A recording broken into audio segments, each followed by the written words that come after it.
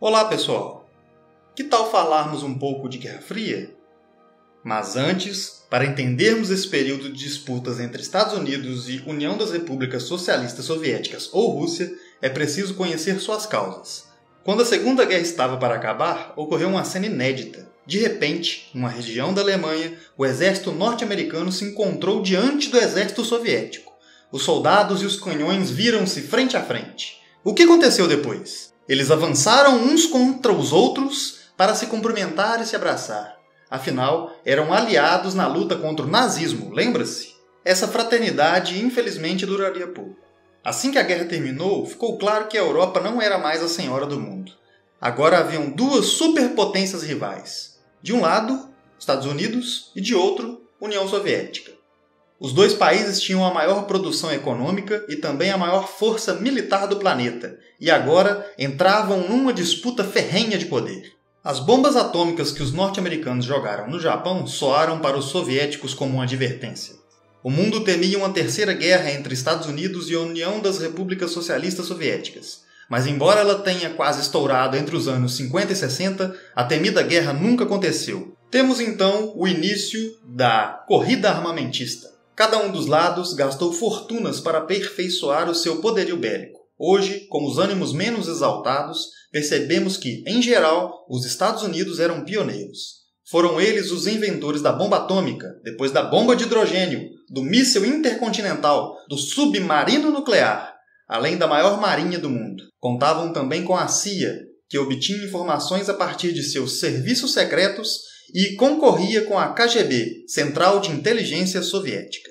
Mas esta guerra também foi uma guerra de propaganda, tudo em prol de convencer o mundo de qual seria o melhor sistema para se viver. De um lado, os americanos, e de outro, os russos, travaram uma disputa muito grande no que se refere aos avanços espaciais. Ambos corriam para tentar atingir objetivos significativos nesta área. No ano de 1957, a Rússia lança o foguete Sputnik 2, com um cão dentro, o primeiro ser vivo a ir para o espaço. 12 anos depois, em 1969, o mundo todo pôde acompanhar pela televisão a chegada do homem à Lua, com a missão espacial norte-americana. O Plano Marshall foi muito eficaz para a recuperação econômica europeia, mas agora esta Europa estava mais que dividida. De um lado, capitalistas, do outro, socialistas. Então, em 1949, os Estados Unidos lideraram a criação da OTAN, Organização do Tratado do Atlântico Norte, uma aliança militar entre os Estados Unidos e os países aliados na Europa.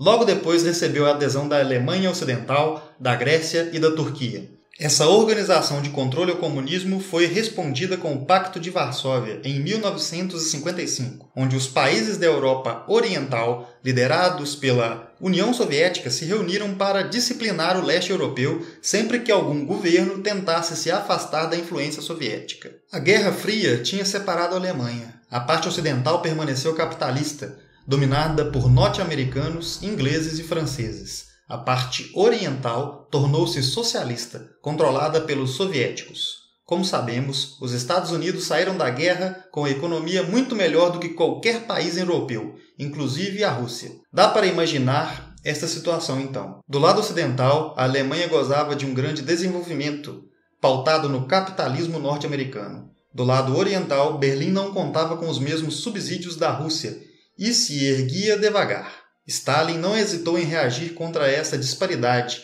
entre as duas Alemanhas e, em 1948, mandou fechar todas as estradas que ligavam a Alemanha Ocidental a Berlim. Os Estados Unidos logo estacionaram seus aviões carregados de bombas atômicas e a Rússia teve que recuar, já que não tinha forças para impedir. Em 13 de agosto de 1961, os soviéticos tomaram a decisão. Em algumas horas foi construído o famoso Muro de Berlim, que naquele tempo era apenas uma cerca, e separava a parte ocidental da cidade do resto da Alemanha. As guerras da Coreia e Vietnã serviram para mostrar que na Guerra Fria, as duas superpotências não iriam se confrontar diretamente. No máximo, seriam conflitos localizados no terceiro mundo. A falta de democracia, o atraso econômico e a crise nas repúblicas soviéticas acabaram por acelerar a crise do socialismo no final da década de 1980. Em 1989 cai o Muro de Berlim e as duas Alemanhas são reunificadas. No começo da década de 1990, o então presidente da União Soviética, Gorbachev, começou a acelerar o fim do socialismo naquele país e nos aliados. Com reformas econômicas, acordos com os Estados Unidos e mudanças políticas, o sistema foi se enfraquecendo. Era o fim de um período de embates políticos, ideológicos e militares. O capitalismo vitorioso, aos poucos, iria sendo implantado nos demais países socialistas.